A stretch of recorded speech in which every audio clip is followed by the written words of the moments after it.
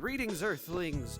Cosmos the Alien once again invading your screens, daring to discuss the past, specifically the appeal of old media. Because you see, I kinda recently found myself trapped in this Fruitiger Arrow-inspired area. My ship kinda crashed and glitched out. This whole invading Earth by proxy of the internet thing hasn't been going as well as I'd hoped. But don't tell anyone I said that. So, with that in mind, wanted to discuss the appeal of old media, specifically within the context of why people who never interacted with that media, or people whom that media predates, might find that media appealing. For me, typically it's going to be retro games and old comics, but, there's also old films, old, TV shows, not shoals. Although, is shoals a word? I feel like that's a word. Earthling language is confusing. But I digress. And then obviously old books. People love old books. I'm not going to discuss literature because old books, that's kind of a given. If you're a book fan, there's a super old book you like. There's a modern book you like, and then there's at least one book that's a bit older that you like. But with visual media, that's less of a given, especially if you're a bit newer. Usually the stuff you like is stuff that you experienced in your lifetime or came from your lifetime. So, that's kind of defining the context of this discussion. So, without further ado, why don't I take you back to the past, though not to discuss anything that's bad or rhymes with another name for donkey. Though bad media can factor into it, because sometimes, I love a good game or movie that sucks. Just royally the worst thing ever. And I love playing Devil's Advocate for that thing. I love enjoying, there's a lot of people who love bad old movies. I mean, that's where Mystery Science Theater 3000 kind of got its start. That's where a lot of modern day YouTube got its start, was with people talking about bad old games and bad old movies, stuff like Nostalgia Critic, Angry Video Game Nerd, as you can see around me. But obviously, the question's got to be asked, well, okay, but for those channels, a big part of the appeal was, people who watched them, they were playing games or watching movies that people, grew up with at the time. The people who were watching them were, Gen X, millennials, like, they grew up on that stuff. So it was, like, nostalgic, like, man, that sucked, or it came from that time period, so it's like, oh man, the era is very nostalgic, But for someone nowadays, what's the appeal? So I can only speak from personal experience, or from the experience of a couple friends of mine, but there, I can say that there's an appeal in, with good or bad, peeking into what defines, a bad film, bad game, bad show, bad novel. I know I said I wasn't going to talk about novels. Bad what have you in different time periods. What do I enjoy in different time periods? Because sometimes you can find ironic enjoyment in something, and you can find genuine enjoyment in something, and then there's just boring. There's stuff that you do not enjoy, and it's just like, man, this sucks. And then there's, wow, this sucks. But there's a big difference between that, between those two extremes. And when it comes to the really good stuff, I personally find that it's like, when it comes to the mediums and the series that I really love, it's interesting to see where those series got their start, where the tropes originated, where the references came from, where, where did the with games? You know, where did the design philosophies and ideas that are still being built on to this day start off? You know, this is for me as of recently with stuff like, you know, as you can see with the fact that I've been playing the Metroid series recently. You know, I did a video on that recently.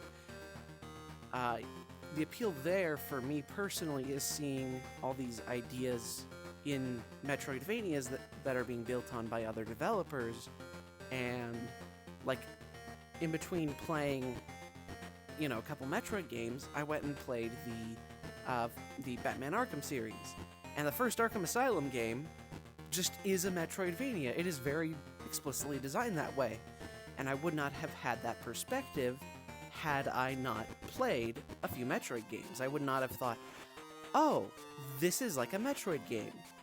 So I think another bit of, you know, appeal is it gives you a bit of additional perspective. If you know, see the, you know, classics, then cool, you know what's being referenced. You know what people are building off of.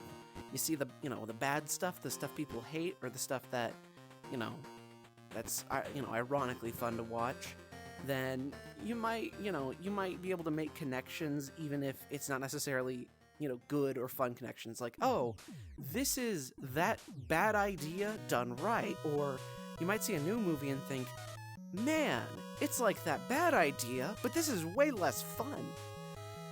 So, you know, there are pros and cons. Or you can see when there's a new Bubsy game and be like, why is there a new Bubsy game? And why does it look good? And why are they remastering Bubsy 3D? And why do I want to play it? What is wrong with me? You know, and you know, you can pick up on, but also it's learning the different visual languages. How did things evolve over time? You know, where what were the different trends? Seeing that, and also taking a step back. You know, being removed from things. When you live through a time period, it's like, oh, well, I can remember this. I remember how it felt at the time, how I was. I might know more historical context than I did back then when I was a little kid, but now that but if you didn't live through a given time period, you know, of Earth history, you can just learn the history first and then go into the piece of media, and then you have the cultural context going into it. You know, like most people nowadays probably didn't live through, say, the 40s, 50s, so watching movies from that time period, cool, they're going to be able to, you know, watching movies or shows from that time period, you know, you are able to be pretty removed from the historical context. Now, did I live through that? How my species ages is of no business to you. Got it? No asking. No asking. No asking.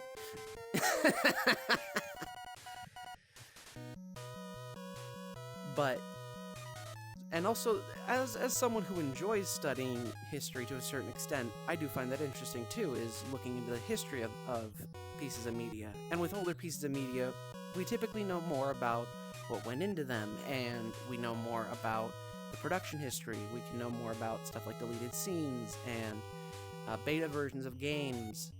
You know, the thought process. We also know more about, as I've discussed, the influence. So the media, and even if it's something super obscure, you know, there's something neat about finding something obscure there, because it's like, oh, it existed in this context, and nobody picked it, you know, nobody watched it, or nobody played it, but man, I wish they had, because this had so many ideas that were revolutionary for the time, or, man, they weren't revolutionary, but they were so unique compared to what was coming out at the time. Or, man, they were pretty standard, but the way they executed it was really neat, or I just really personally like it. You know, sometimes you just latch on to something really obscure. I think it's good for the soul to latch onto at least one piece of media out there. You know, one you know, a novel, you know, a game or film, something that is just stupid obscure that no one knows about except for you and then like the 5 other fans of it. I think that's important because it's like, you know, it teaches. I think it teaches you to appreciate it in isolation and to analyze it a bit more in isolation, as opposed to with whatever historical analysis there might be, or whatever greater fandom analysis there might be if it's something, you know, big. But you know what? That's enough out of me. So, I want to thank you all for watching. I want to thank you all for joining me and giving me, you know, a bit of your time. Hopefully not too much. This is Cosmos the Alien, blasting off.